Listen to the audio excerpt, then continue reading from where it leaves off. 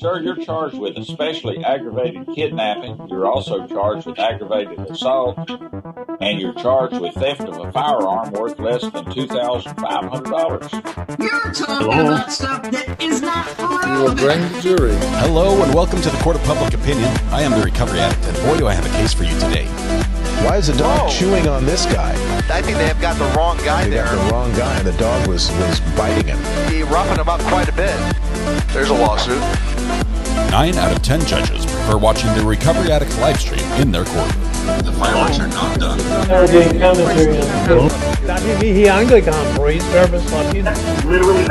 Is that correct? I didn't ask you to interrupt me. Oh, for crumb's sake.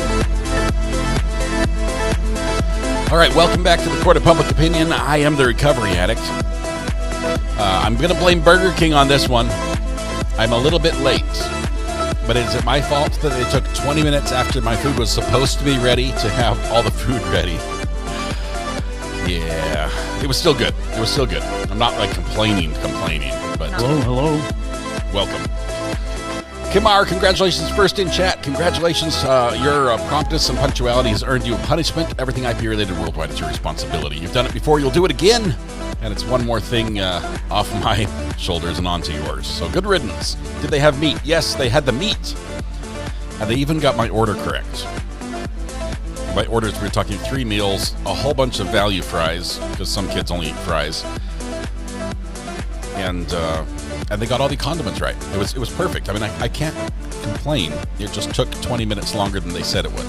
So, all right.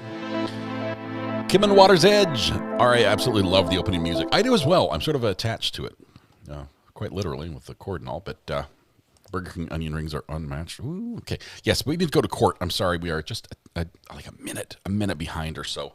So we're gonna jump back to court right now and make sure we can listen in and get every bit of goodness as it happens here. This court is now back in session. You may be seated. Your Honor, we're back on the record with case on trial. We are waiting for a juror, but Okay. I know court Did they go to Burger King Yes, too? counsel, I think you've become aware that there was some issue perhaps with the audio feed going out on the live streaming and some people hearing some sort of whispering that may be counsel speaking to each other. So I haven't heard that anybody can actually hear any words, but let me just see, do counsel have any concerns about continuing in the same manner of recording, or are you asking that something be changed because of your concern that either that you may be intercepted or that it may chill your willingness to freely confer with fellow counsel? Mr. Camilio, Ms. Strasnick? Strasnick and I are fine, Judge. Okay. You're gonna... We hadn't realized that before, and we had backed up to the camera, and they, thank goodness, after we started chatting, they did tell us that it was kept live. Okay, so... That was, we were concerned. Oh, so you understand you were being perhaps slightly overheard, not from the electronic audio feed, but from the fact that you just were in some proximity to the camera itself? Right. Okay. That's not how it works. So do you think you can deal with it as is now? I think for today, yes, and then maybe we'll, think it over. We're concerned because we're no longer having conferences amongst ourselves. I'm no longer speaking to my client at table. Well, that's not inconsequential. I want counsel to be able to freely confer with each other, and of course with Ms. Church. So if that's a concern right now, I want to address it right now. We've got a portion of the trial day left. So based on what you've heard, you feel like you may be overheard if you just continue to confer seated at counsel table with Ms. Morrissey, Mr. Norkunis, or Ms. Church? Right, and what we don't know is, and I believe we received some communications that people specifically heard what we were saying to each other. I don't think any attorney-client stuff has gone out over. They could hear the actual words. I think they heard words. It was communicated to us. It sounded like they could hear the actual words. What we're not sure is were you talking about me, Mr. Scully? Sorry. We were wondering, what are we going to do next, Judge? Now, what we're not sure is it coming from this microphone? Is it coming from microphones back there? We don't know where we're getting picked up. We think it was from here because we had somebody from outside send us a text message, and then when we did this, No, they said we're hearing you, and then when we shut it off here, When you're referring to hitting the mute button. But, mute yeah, button. That's what it's for. they weren't able to pick it up, but we Yeah. didn't realize that was also going nationwide. Okay. Yes, our videographer has his hand raised and would like to provide some information. I did want to apologize. Some courtrooms are different sometimes when the judge leaves the room, the clerk or the recorder hits a button and it stops the audio completely. So when you had stood up and walked away, I had gone over to my equipment and then I looked over, everybody was moving out of the room and I realized the audio was still going through. So now I know when court goes into recess, I have to turn the audio off myself. So moving forward, it won't happen again. But I do always suggest when you do have private conversations, I wasn't hearing it because I got like the best audio coming through my ears here. So when they're talking, I can't hear them, especially if they hit mute or anything like that. But the thing that happened was a moment of recess when I could see the audio was going through. But was that was coming through audio on your camera versus the microphones? I only get audio from your microphones. So that's the only way that this cord is plugged into your audio feed. I don't have any audio coming from my... Telling the truth. Like, they can't hear me hit my camera or anything like that. So while we're in session, however, and counsel want to speak to each other in some proximity to the microphones we have at their counsel table, Hit mute. that's my concern, is that if they don't hit mute... They should hit mute, but I've been paying attention and I can't hear. Sometimes I hear like a little whisper, but...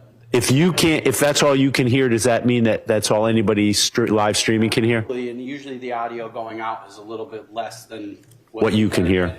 Correct. Counsel, if you know that you can hit, if, for example, Mr. Scully, you're in immediate proximity to Ms. Church, if you just lean over and hit the mute button, which you probably have been trained to do anyway, that should cover that. It may be harder to hit the mute button and then lean all the way over to Mr. Norkunis, but you could gather by one microphone and hit the mute button right by that microphone. I'll give you the opportunity to confer as much as you need to. I appreciate that, Judge. And we think right now that we've been learning as we go that the problem, and I'm still learning, that the problem is with these upfront microphones. So the mute would be a solution that we would be content with. Okay. What we have to stay alert to is that correct? Is there any audio being picked up independently from the camera equipment? Apparently not. We've been told. I'm sorry, your name, sir? My name is Richie Morgenstern, Your Honor. Richie Morgenstern? Yes, sir. Thank you for your information, Mr. Morgenstern. I'm correct that you're not getting any audio from the camera. It's all picked up through the microphones. Correct. And you are going to remain vigilant, listening on your headphones to make sure that if it appears at any point that you're hearing something from counsel, you'll immediately flag that for us. Yep. And Yep. all right. Let network know. We're about a minute delay as far as what goes out live, so I can stop something from going out. That's also helpful to know because sometimes these counsel curse a lot. All right. And even just another suggestion, and obviously you guys do your thing, even like blocking, like with your paper, like the football coaches do, if you block your voice to the microphone, or put your hand over the mic, grab the mic. Okay, also good advice.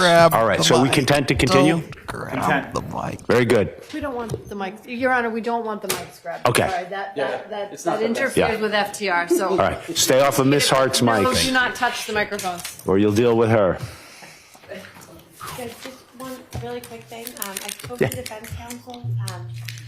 Mr. Fowler's son, who finished his testimony this morning, so Kamala was unaware of his desire to actually watch the entire trial. He did reach out. We told him no until we got some permission.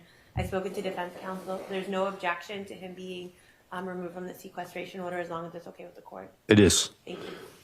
All right, we will bring our jury in, and we've got the cross-examination about to begin of, who was it that was on the stand?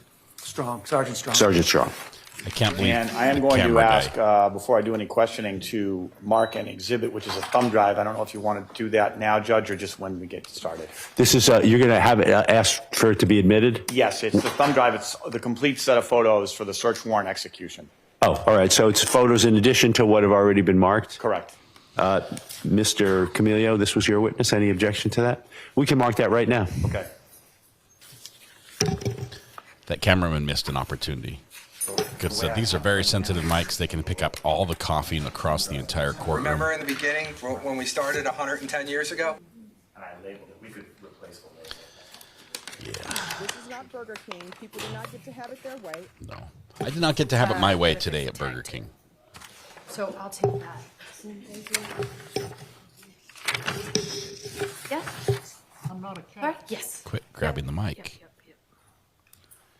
So this is exhibit 29, so marked.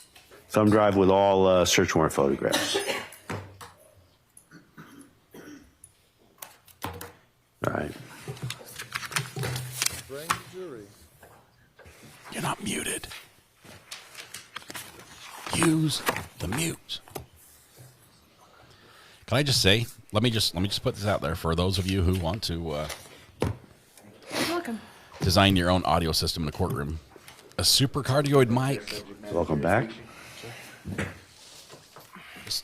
A little super cardioid mic looks exactly the same as a cardioid, and it's going to cut down on your unintended speaking. The pickup pattern is just a little tighter.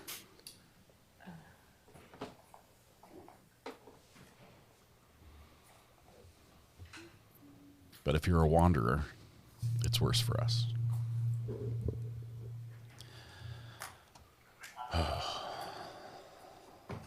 Very good. Yeah, we're ready, Mr. McMahon. Roger that, Bill. You can come Mr. McMahon? Mr. McMahon? Does Burger King still sell the low-carb burgers like grafted lettuce? They may, but I've never been interested in that product. So I would not know. I'm like, what can you add to my burger? Can you put jalapenos on it? Yes. Yeah. Excellent. Extra yes. Cheese, of course. All the toppings. Can you add ketchup? For some reason, they don't. Okay. Add mustard, ketchup. You would just remind the witness you don't have to really speak into the microphone because the jurors are having some difficulty. So the jurors are indicating some difficulty hearing you, Sergeant. So just pull that chair right up and speak right into that microphone. Yes, sir. Thank you, jurors. Thank you, jurors.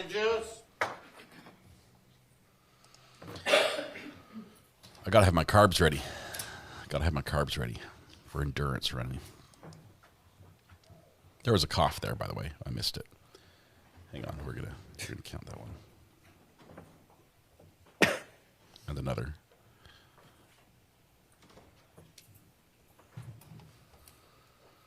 Don't have In-N-Out in Missouri. That's it. Missouri's off my list. Can't visit there anymore. Jurors, I understand some of you have had a little difficulty hearing Sergeant Strong. You've done exactly what we want you to do. Whenever that's an issue, just make sure you let us know, and we will make sure that we make whatever adjustments. So Sergeant Strong's going to speak right into that microphone, and everyone will be able to hear. It's not that we couldn't hear him, it's that we could hear you. Thank you very much, Your Honor. Blowing your nose. Jeannie, congratulations on the year. You're orange. That is wonderful. Welcome, welcome. Good afternoon, sir. Good afternoon, sir. I have some questions, just follow-up set of questions about the search warrant execution that you were involved in and testified to on direct examination. Okay.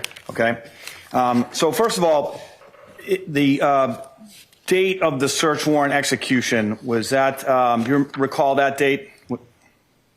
I believe it was November 22nd, Okay. 2024.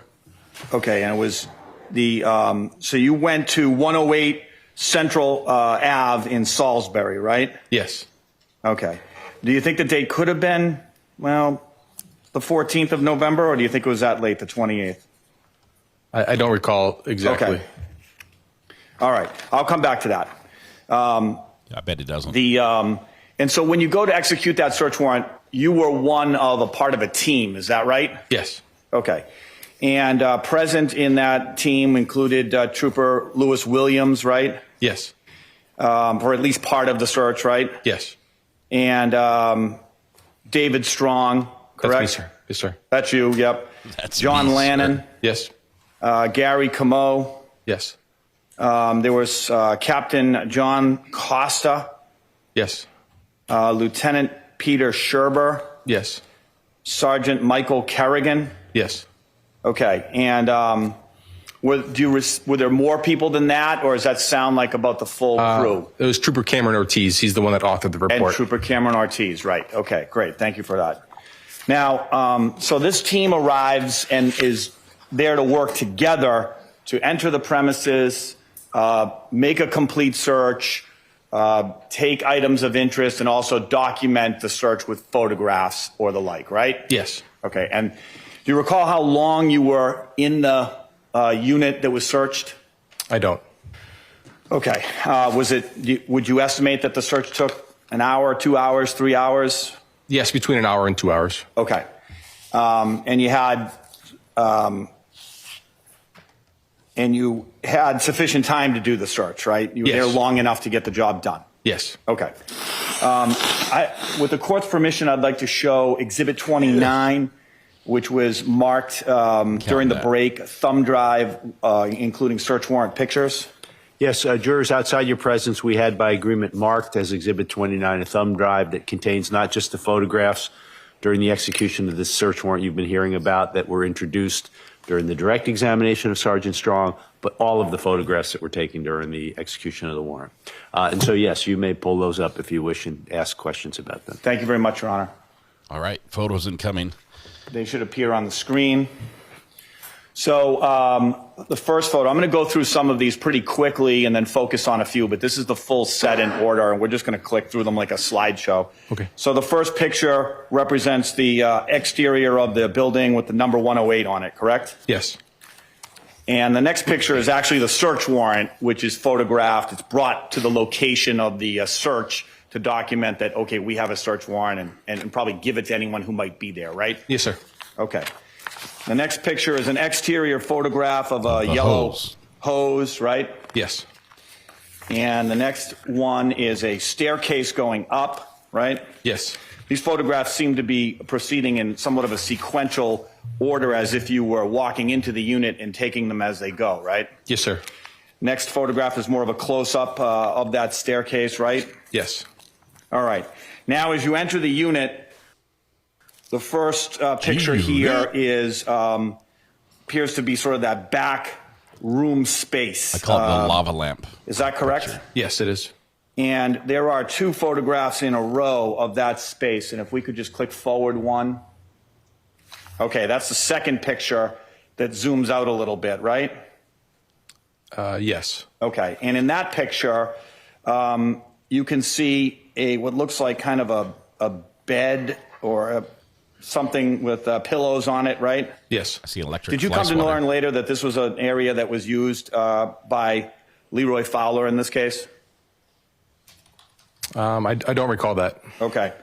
And looking at that, you can see what looked like cup holders, some record albums or something up on the top shelf. Yes, sir. Some Fanta. And you can see some photographs and decor on the walls, right? Yes. And I see a ship's wheel, right?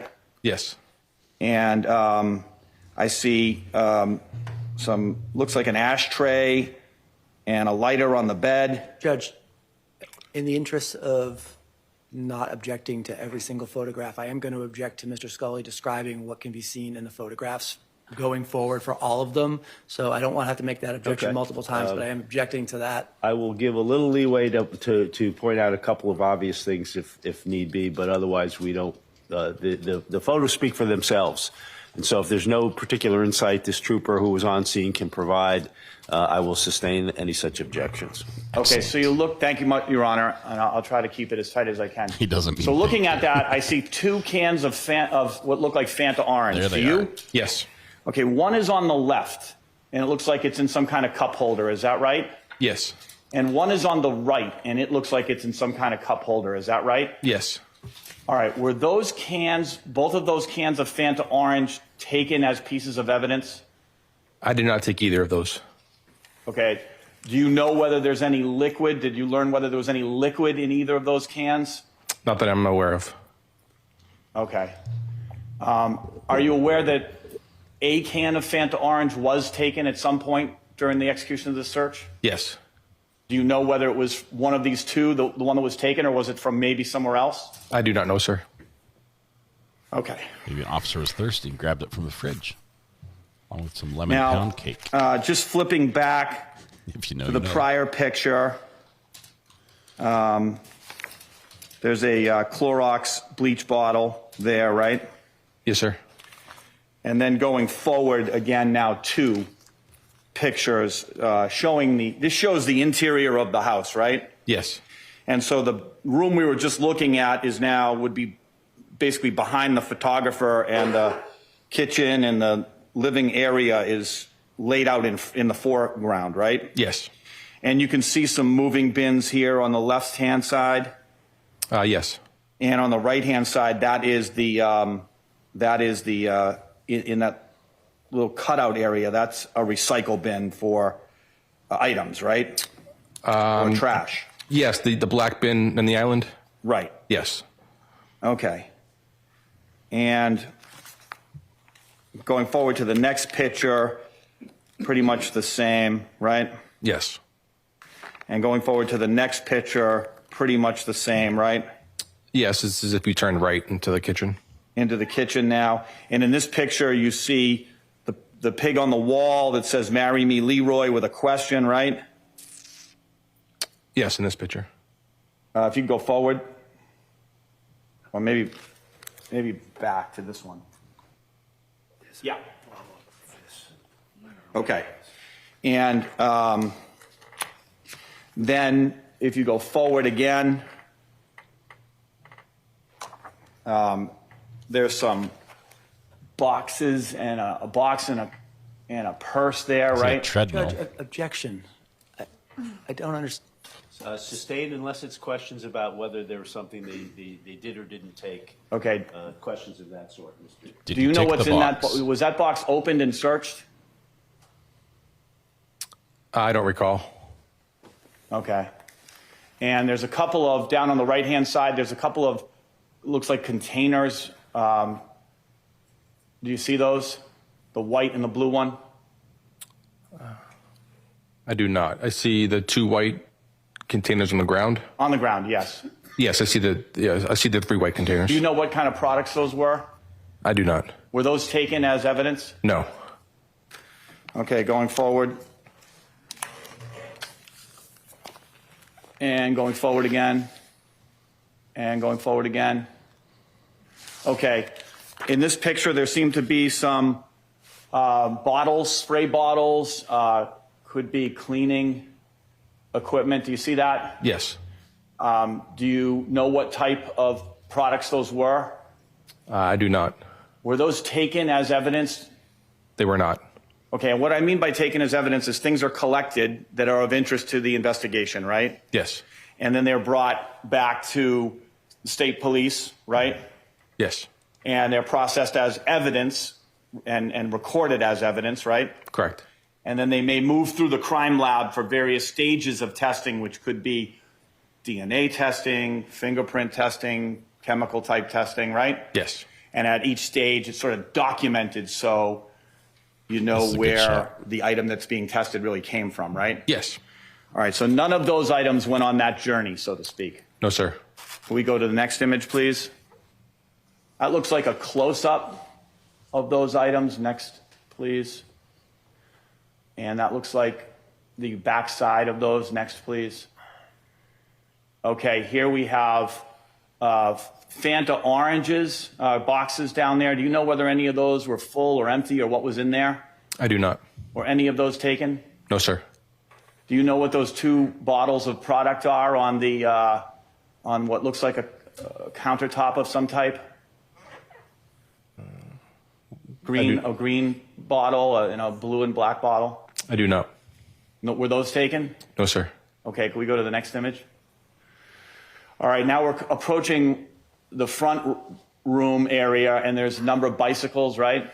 Yes. Next image, please. Next image, please. Next image, please.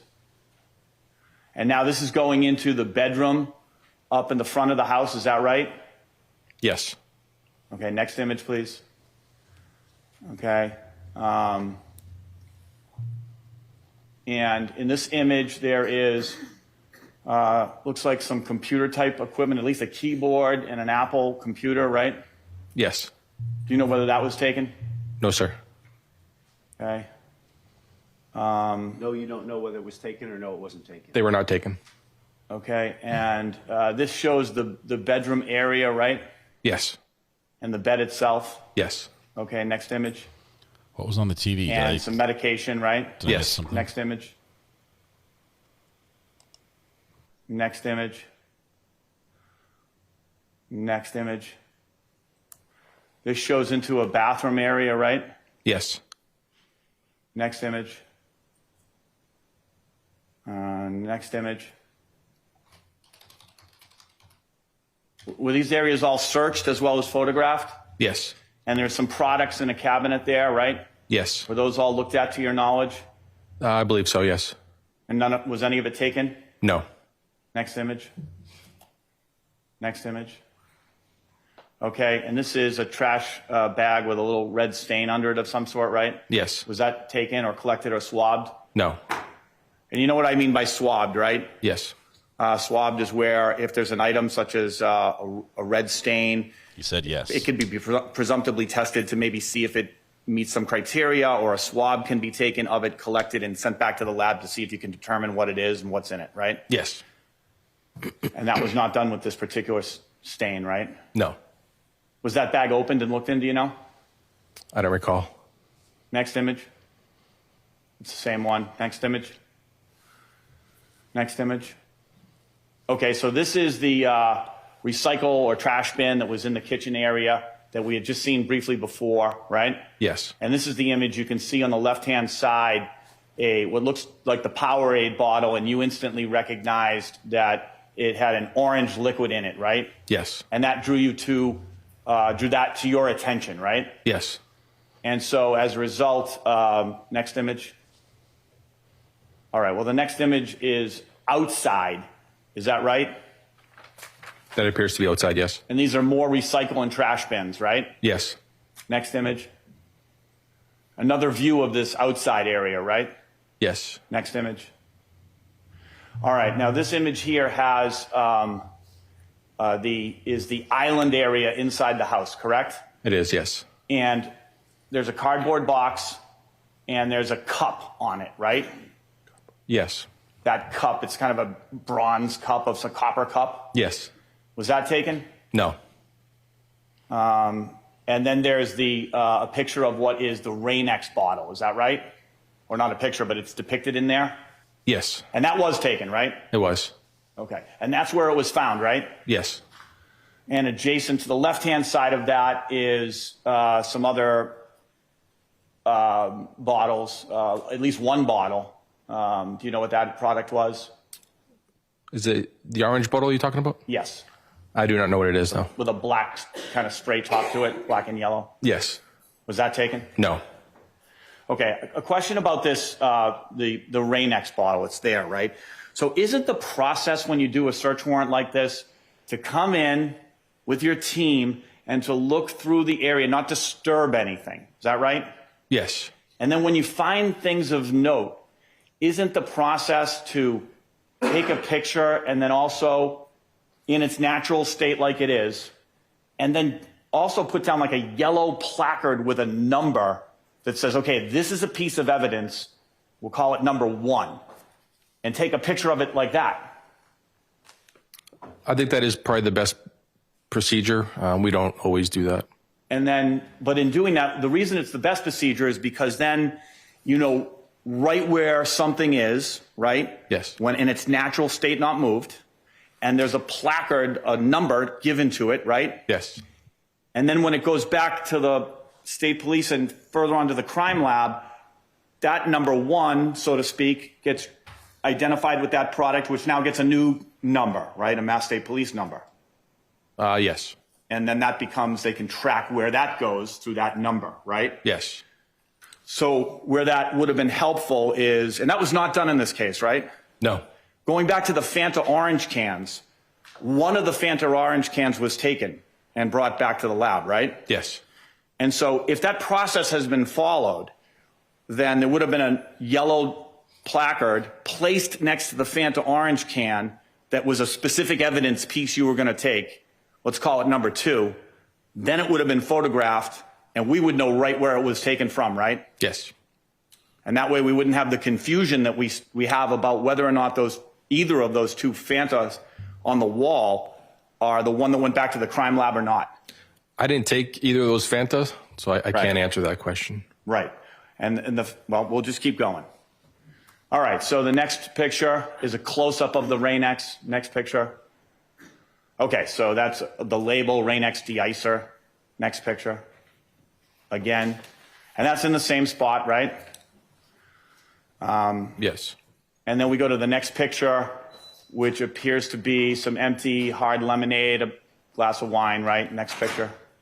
Oh, and there's to the left, you can see there's a spray bottle of some sort, right? Do you know what that is? Is that? I believe that's Febreze. Looks like Febreze. That was of no evidentiary significance. Correct. Wasn't taken. No. Next picture. Next picture. Next picture. Again, prescription medications. Next picture. Next picture. That's Judy Church. That's her prescription, right? Yes. Next picture. Next picture. Okay. This is a picture of, I think we're back in the main living room, and it looks like maybe under a sink or something. Is that a disposal of some sort? The big black plastic piece of equipment in the middle? Yeah, I believe that's the kitchen. Okay. And so a counter, a cabinet was opened on the ground level, and all these products were in here, right? Yes. Were any of those products taken back to the lab? No. Were any of them inventoried to see what the manufacturer was? No. Okay, next picture. Now, some were taken out of that, and they were photographs. Fast Orange hand cleaner, Magic Zing, stainless steel dishwasher gel, right? And 2X metallic. Yes. Okay, were those items taken as potential evidence back to the lab? No. Okay. HIPAA applies to doctors. Next picture. Doesn't Okay, apply so in the this is the courtroom. Powerade bottle Unless the with the doctor's orange testifying. fluid at the bottom, right? Yes. And you were expecting to see red fruit punch because that's what the label was, right? Yes. And so it was set on the countertop next to a purse, right? Yes. And photographed. Yes. But that's not where it was found. Correct. Okay.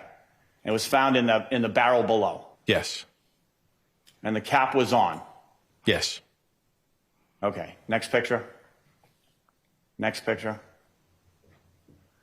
Now this picture is from outside, right? Looking in at one of the waste barrels was opened outside. Is that correct? Or is that inside? I believe that's inside. I'm not 100% positive. All right. And we're in there. I see more Fanta Orange. Yes. Was that the Fanta Orange that was taken back to the crime lab? I do not know.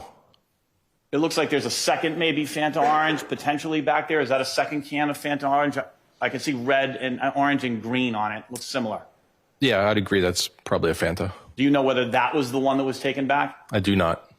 Do you know what happened to those two cans that we're looking at right now? I believe they stayed there. Okay. And there's some Mike's Hard Lemonade, right? Yes. Okay. Was there anything in the harder two mango. orange Fantas? Any liquid? Not that I recall. Okay. And what about the mango hard lemonade? Was that taken, or whatever that can is? No. Okay. Next picture.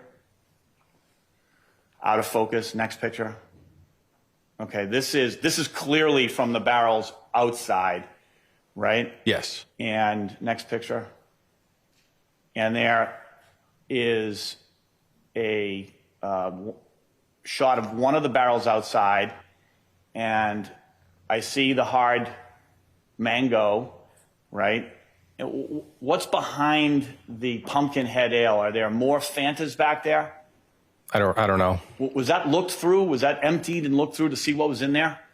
I do not know. Okay, so to your knowledge, you have no memory of that barrel being just emptied out, somebody wearing a pair of gloves and just checking the full contents to see what might be in there, what might not be. I know I didn't do it. Okay, and you don't have a memory of any specific person doing it right? No, sir.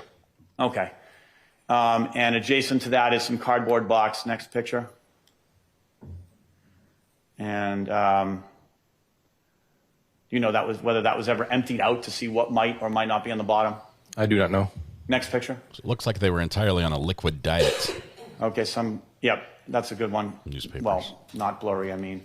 Okay, so this one has newspapers and some other, a blue and a green item. Yes. Do you know whether that was ever emptied out to see what, if anything, could be under the newspapers? I do not. Okay. Next item. Next item. Next item. Okay, we have a Powerade bottle here. Do you know where that was taken from? Looks like at the steps into the back of the house. I know where the picture is, but where did that Powerade bottle come from? I do not know. I believe it came from one of the trash barrels outside. Outside? Yes. So do you, at least it's possible that someone reached under and found that and pulled it out? It's possible. Isn't that the process where if you do reach under now, as soon as you find it, before you sort of set it up on a different stage, you take a picture of where it was. It's correct. In its natural habitat, right? Yes.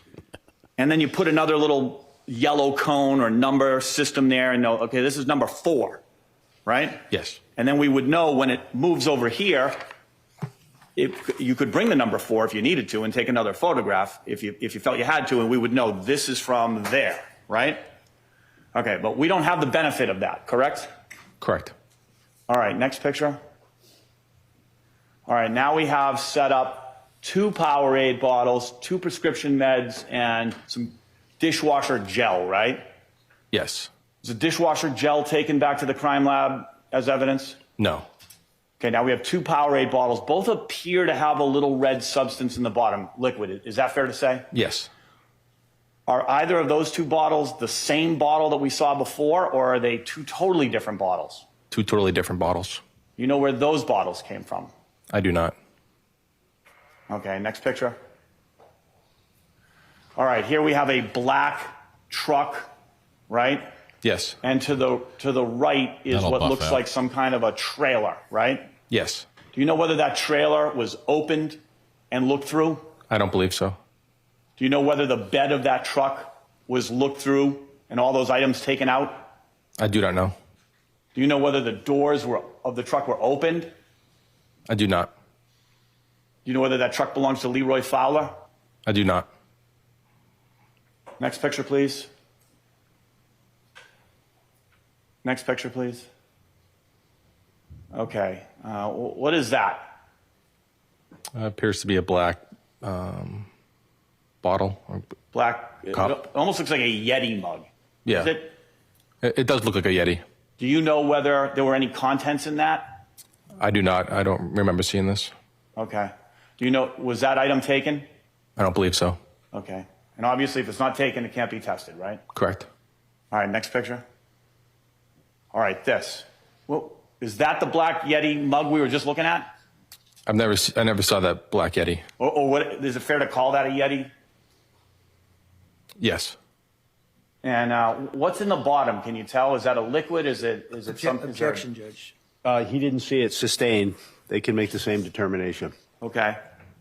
Do you recognize where that is staged on? Is that just put on the ground and then photographed? No, I don't recognize it. Okay. Was that taken and brought back to the lab? Not that I'm aware of.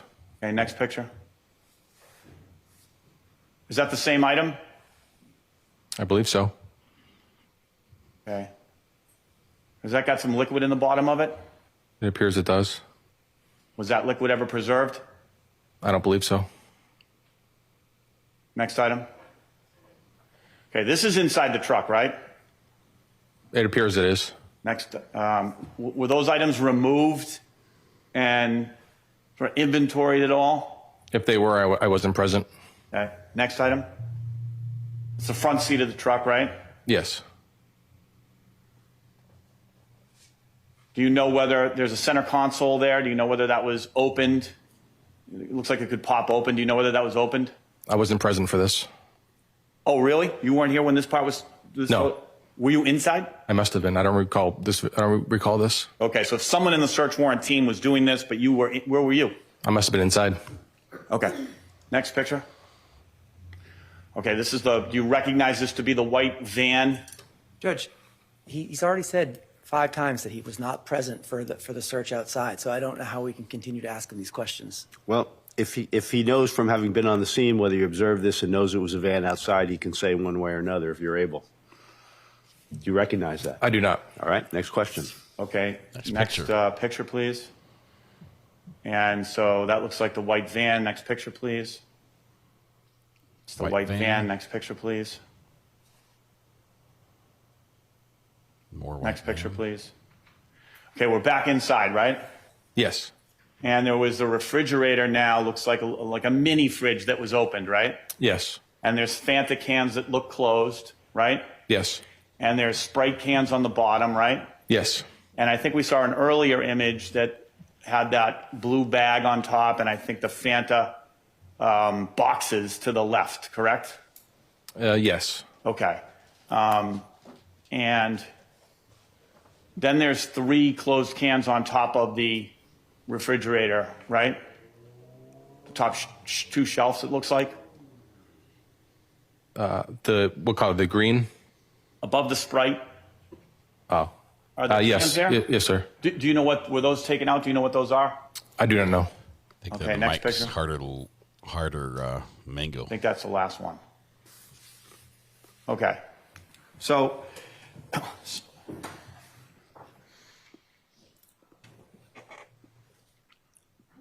some of the evidence that was seized, right, was this item, which was exhibit number 21, which is the blender, right? Yes. Was there a specific photograph taken of the blender? Did you see it as I went through all those photos? I did not see it. Do we know specifically where this was? I know it was in the kitchen in the cabinet above the sink. Kitchen in the cabinet? Yeah. Okay, was the cabinet open or closed? Any knowledge? I don't recall, no. Okay, do you know what other items were around it? No. Okay, defense is doing a good job pointing out a little Obviously, sloppy the GI investigation. shirt. This was taken and photographed. Yes. 22, right? There was exhibit number 23, which is a black iPhone, right? Yes. Do you know where that was found? I believe there's Specifically? in the bedroom. In the bedroom, okay. And that was the first room or that you came into and we took little photos taken, or the bedroom up front? The bedroom up front. All right, and did I miss a photograph of where specifically this was found? I don't recall exactly. Did you see it as we were coming through those photographs? I don't believe so. Wouldn't it be the normal practice, if this was of evidentiary significance and the state police were going to take it, when they find it, to take a picture of it so it's documented exactly where it was? Yes. Do you remember anything specifically about where it was? I do not. Okay, fair enough.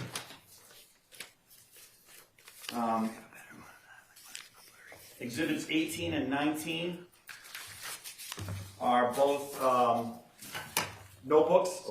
19 is red, 18 is purple, right? Yes. Spend some time on the Exhibit notebooks. 18, was this documented in any of the photographs that we went through? I don't believe so. Okay. Do you know specifically where it was found? In the bedroom in the front of the house. Okay, and where in the bedroom? It was somewhere by the computer and the keyboard, but I don't recall exactly where it was. Okay, fair enough. And what about the red, exhibit 19, the red notebook? They were together. They were together. Were they in a drawer? Were they on it? Do you have knowledge of that? Were they out in the open? I don't recall. And then exhibit 20 is the actual Powerade bottle, correct? Yes.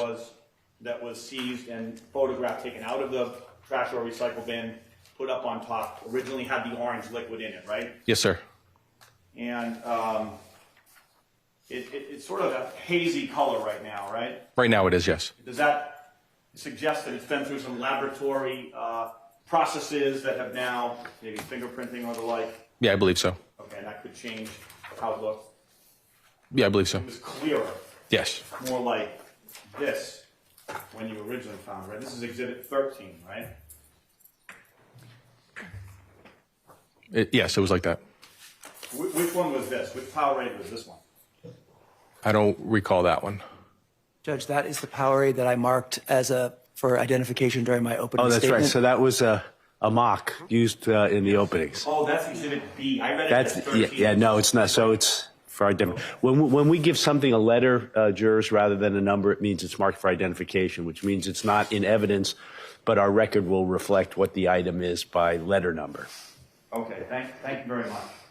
No further questions. Mr. Camilio, any follow-up? Just really wanted to.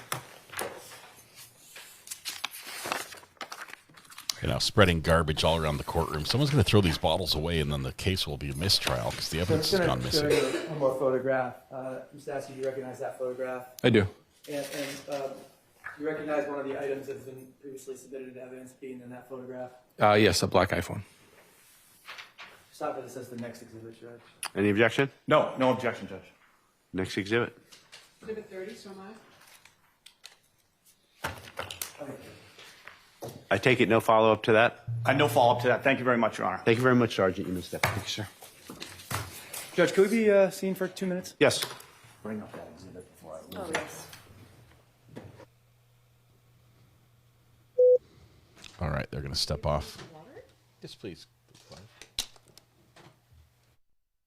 Trying to get some water here. Can I get like 4 more? I'm super thirsty. So the police did a poor job. That's what we've learned so far. Police have done a poor job of documenting what they're finding, especially when they have pieces of evidence that look nearly identical, meaning empty fruit punch Powerade bottles. They don't know where they came from. They don't know what they are. And we also have another one that was just admitted just for the heck of it because it's also a Powerade bottle and it looks like just like the others. So just to confuse things. Kind of like chain of custody on the scene. All right. Deer Park's still on a sponsor. They're talking about sponsors. This trial has opportunities. If you make a cleaning product that is sold in some sort of bottle or spray container, this is your trial. You've been featured predominantly in the crime scene photographs. You, too, could advertise just how effective you are using true crime. We've shown pictures of everything except for Southern Febreze. We got some Hot Shot in there, I think, but I'm not sure if that's the same thing. It looks similar. Magic Sazing. What is this? What is Sazing? I don't even get the reference. Is it something crude and rude that I shouldn't say? Fanta and Powerade, the obvious choices. These would be the shoe-ins. We've got product placement all over the house, quite literally, even in the garbage. And Powerade all over the courtroom. I should write it as Sazing. He could have poured his orange Fanta into a Powerade bottle. Yes, he could have. But they tested the liquid and it was Rain-X. It's starch spray. It's called Magic Sazing, but defense misread it. Oh, okay. I was busy trying to play a game of Where's Waldo with a flip book of crime scene pictures. Adds body to fabric, makes iron glide smoothly when you're ironing. I did not see an iron there. Nor did I expect to see an iron in any of those pictures. Okay, here we go. I'm going to give you all a break, maybe more so give me a break, because I'm not feeling too sharp. And so I think we're going to recess for the day. We've had already a long and productive day. I was just conferring with counsel on the schedule, and we are moving right along. If anything, we may be a little bit ahead of the schedule as I've laid it out for you. So things are progressing well. I want to thank all of you for your time and your attention today. We're always grateful for that and for your patience. We may need your patience even more next week because there may be some down periods. We've got some witness scheduling issues, so there may be times where you're waiting for us while we're trying to deal with that. A little armor all. We're about to enter on a weekend, apparently our 5th week in a row with rain. It's not a great forecast, but the very best thing you can do for yourselves as jurors, in this case and on behalf of the parties in this case and the lawyers who represent them, put this case completely out of your minds. Go back to your lives, enjoy the weekend as best you can, doing whatever it is you'll be doing, and come back on Monday fresh and ready to continue to hear the evidence. We're about to hit 300. So until we see each other again, please don't discuss the substance of this case with anyone, including among yourselves. And please don't allow yourselves to see, read, hear, or overhear anything from any outside source about any aspect of this case. And do scrupulously avoid seeing any press coverage, whatever there may be, of this case of any kind. Thank you all. I hope you have a wonderful weekend, and we'll see you on Monday morning. All right. Just leave your notebooks on the chair. You get 6 more coughs. I called a little lower, but hear you. Welcome.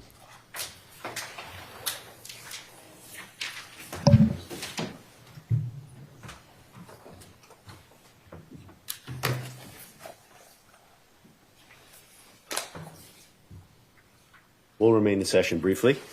Okay, we get some We're back in calls. session. You can see it. So, Mr. Scully, you were talking about providing me with a set of the text messages between Ms. Church and Mr. Fowler that you'll want to put in, perhaps through Trooper Williams, so I'll be able to go through those. And it may be that there are some days next week where perhaps Monday afternoon is one of them, where we will let the jury go at 1 o'clock if we've moved through witnesses so that we can take these things up without delaying the jury that afternoon, for example. I'll get a sense of that when I go through the messages, whether that might make sense. May I But approach the clerk? yes, you may. Your Honor, would you like these marked for ID as well? Yes, please. And the prosecutor also has a full set. And for the record, these are text messages taken off of Judy Church's phone. It's the full set of the month of November 2022. Just by the microphone. Excuse me, Mr. Sully. Thank you. We want to make sure we're picking you up. So it's the full set of text messages between them. Not much better. In the month of November 2022. I believe the first message is November 5th. I don't think there were any 1 to 4. Do I have a set of what it is that the Commonwealth is putting in?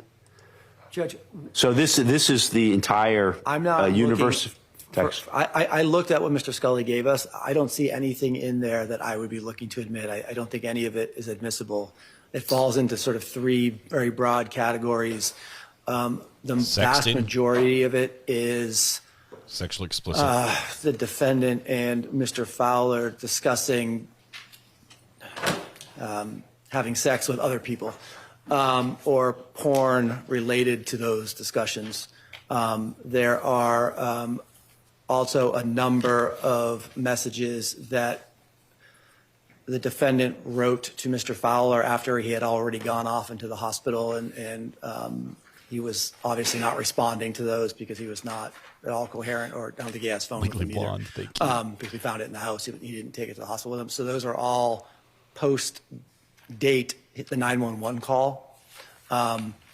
So there, I don't even know what the purpose was. I don't know. She was writing him messages that obviously he couldn't respond to. Is the Commonwealth putting in other texts between Mr. Fowler and Ms. Church?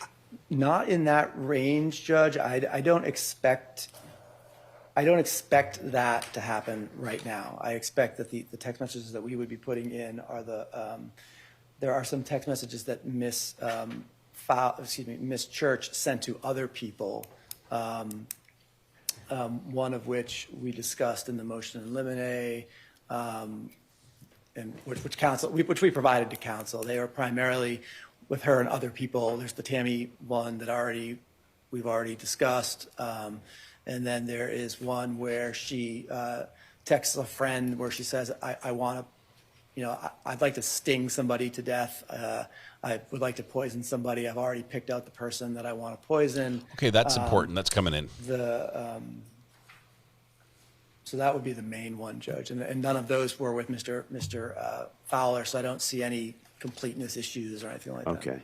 And just to reiterate, I think what Mr. Scully, you told me before, your theory of admissibility on this sheaf of texts between Ms. Church and Mr. Fowler that's now marked for identification as is in aid of the Bowden defense. That is, the police had the opportunity to go through these messages, and the theory is they would reflect Ms. Church's affection and continued engagement, involvement as a girlfriend of Mr. Fowler, and therefore should have led them to look elsewhere other than just at Ms. Church as potential cause of his death? Yes. In a nutshell, I would say this is primarily Bowden and bias-related issues, police bias that developed against Ms. Church with a rush to judgment in this case, and that what these text messages reveal is that from November 5th in particular through November 11th, they were existing in a period of great harmony, They were planning in their final stages and packing to go to Florida. And they, the night of November 8th in particular, they were texting throughout the night and in a very harmonious way, let's say, an intimate way. And there was no evidence of the anger or the motive at that time to kill. It's the exact opposite in that time frame.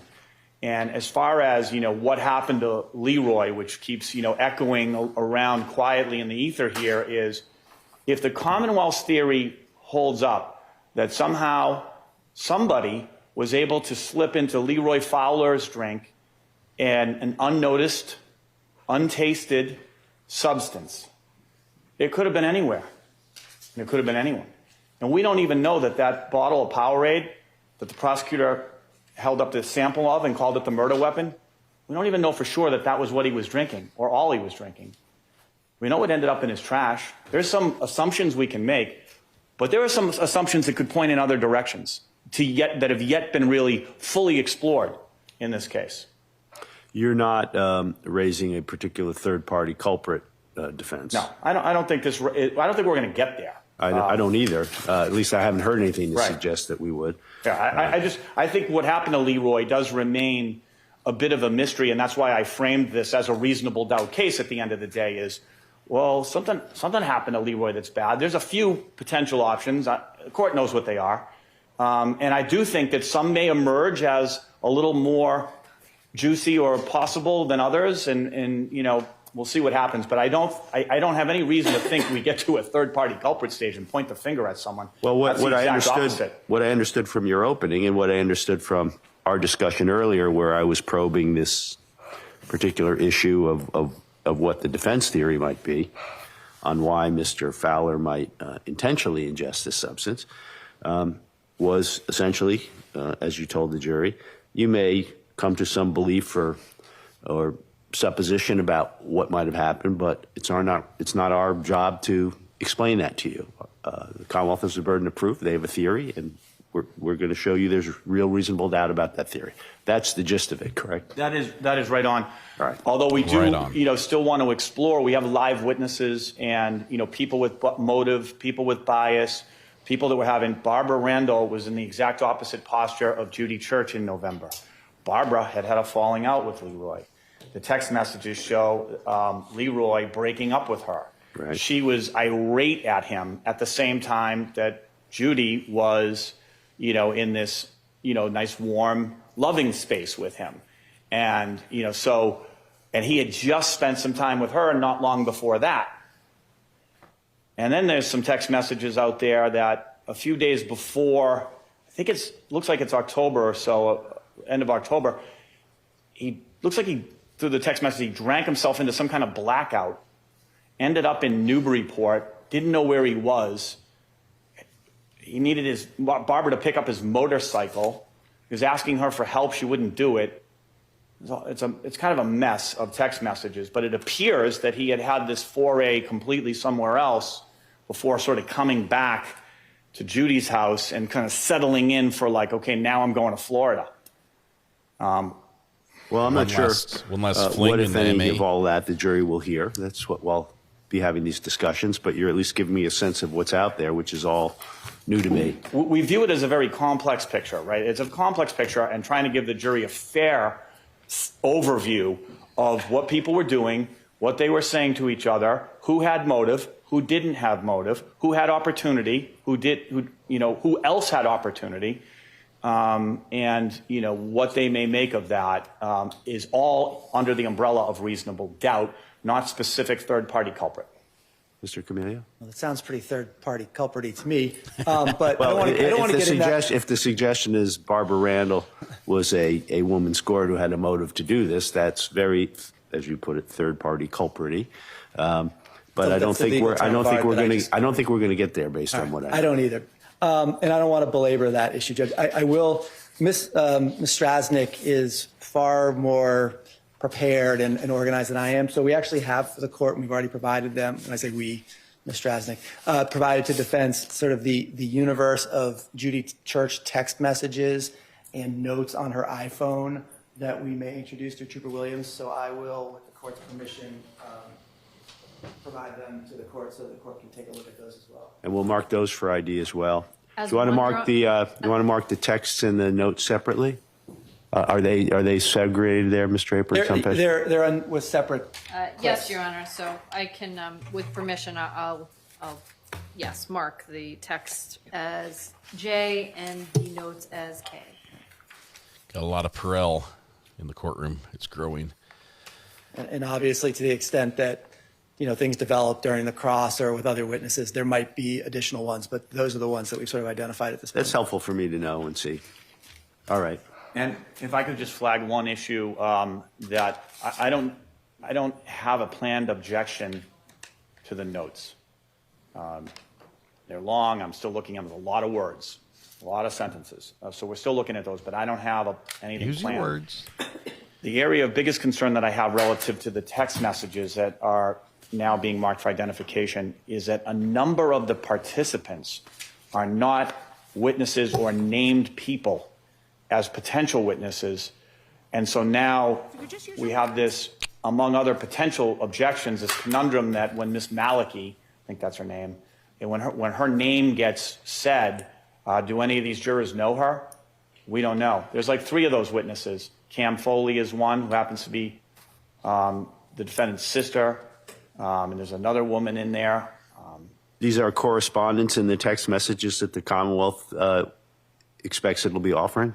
Right, and they're from Judy to these various people. Now, we may not have objections to all of them, and some are more objectionable, we think are worse for our case, and others go both ways. We see value in some of them, so we've got to make some strategic decisions. But I think there's a fundamental flaw in introducing these exhibits without putting the witness on to say, I received that text message, and giving the defense an opportunity to cross-examine that person about the content and the context of those messages, the relationship, other things that may have been said, things that could have been said verbally. And then, of course, just the pure, does the jury, what if they know one of these people? So I think that's I would put that on the court's radar. Blue Star, thank you. We're preparing something in writing along those lines to have filed by Monday morning. All right. Well, I'll consider that. I take it the Commonwealth would be offering these through just the fact that they were a Cellbrite extraction from a phone that the data indicated was subscribed to by Ms. Church? Yeah, she told the police it was her phone. Oh, all right. Provided them with a password. So there's that authentication in that manner. To the extent that there is something lost to the defense and not being able to ask correspondence about context or their own impression of tone, I'll look through the text messages. I certainly wouldn't think that there would be anything in any communications by people other than Ms. Church that would require the jury to assess the credibility of those individuals. In other words, we haven't given their names to the jurors, and we haven't asked if they know any of these people, but I don't think they're going to be assessing the credibility of whatever responses they may have made in these text messages. I may feel differently after I read them, but I'll read through them. A little cough there. One more, Pierce, for the book. I'm going to have to stop, I think. But I'll read through them this weekend, and we'll have an informed discussion sometime on Monday about all these matters. Perhaps we'll take the afternoon outside, having let the jury go to finalize whatever rulings I need to make after hearing from counsel. Thank you, Ron. All right. Thank you all. Thank you. We'll be in recess until Monday morning. Have a good weekend. I will. I'll be in the pink on Monday, I have no doubt. No coughs? Couldn't quite get to 300. Couldn't quite get there to 300. It was so close, but 299. That'll do. That'll do. We'll keep that ready for tomorrow, or ready for Monday. In the pink. I'm not sure what in the pink means. I guess healthy, like pink like a pig. I don't know. Yeah, the OCD part of me really wants one more cough. I'm almost tempted to give it myself, but hopefully, like pink like raw meat, possibly. Possibly. So I said to the person, that's a great suggestion. Pink courthouse? There's a thought. It's the judge on the channel, just been a lurker. $2.99 is poetic.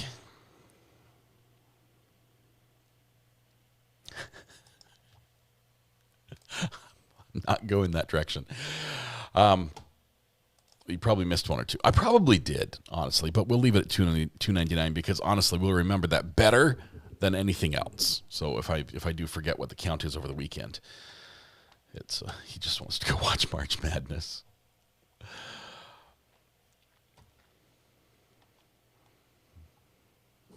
Now I've got an Aerosmith song in my head.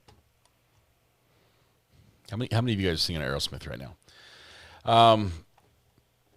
March Madness. March Madness is the college NCAA basketball tournament, which I think is happening about now.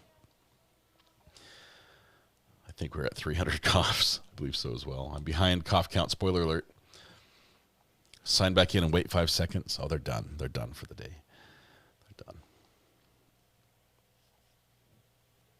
Pink's my favorite crayon. Yes. Pink, it's like red, but not quite. I hear that in Steven Tyler's voice. I'm sorry. I do. Oh, man. All right. Hey, here's what we're going to do. I know it's early, and I'm sorry for doing this, but I've got this big gig coming up tomorrow on Sunday. And part of this I'm really excited for because I'm going to be changing out. I'm going to clean my desk. I'm going to take everything off my desk, tear it all apart, and re-put it back together again. So I'll probably be late Monday morning is what I'm saying. But I've got to get everything set up, all the cables. Mrs. R.A. is helping me getting all the cables sorted, so we'll just have like runners who can just install everything, and then I can run in and proof it all. So that's the Pink's my favorite 2000 singer. Hey, how's it going? Have you seen Mom's phone? I can call it, but I think she had it. Is going to call. Okay, awesome. Mrs. R.A. is looking for her phone. Good luck at your gig. Thank you very much, Purple Coconut. I appreciate it. I'm very excited to do it. I will warn you next week. This trial is going to be a little spicy. We have a few things that might take us down a road we weren't prepared to go down. We thought this was just an elementary school teacher who poisoned her boyfriend, and then we found out it was a love triangle, and now we found out that it's more of a polygon, and there was a lot of communications, and the communications might be coming in. I would say the defense says they want to bring all the communications in.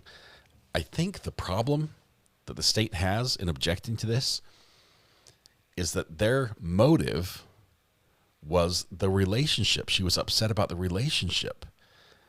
And if there are all these text messages that show that things were on the up and up, so to speak, between the two, that goes against the motive the state's trying to tell. I think some of these might come in, so it might be very, very spicy. I don't know what the judge is going to allow in. Probably not everything, hopefully. But that's all. That's all coming in probably Monday afternoon. First with discussion with the judge, and then if he says the go ahead, then probably Tuesday morning. So, all right, y'all have work to do. So we'll let you go ahead and get that started. I'm also going to do the same.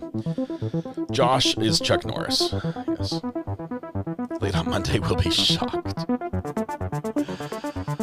If Ryan Hall has taught me anything, it's that polygons are worrisome. Yes.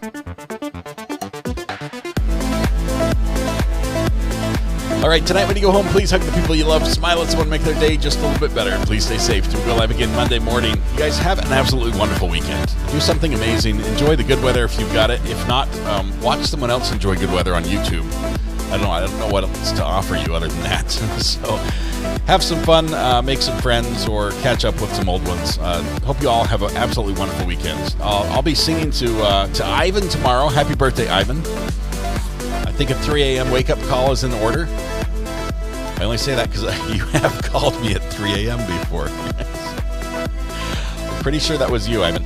All right, anyway, you guys be good to each other. Or paint, I don't know. Yeah. See you in the pink. Pink Monday. That's what it is. Don't drink the Powerade, you guys. Have a great weekend. We'll see you guys. Bye-bye.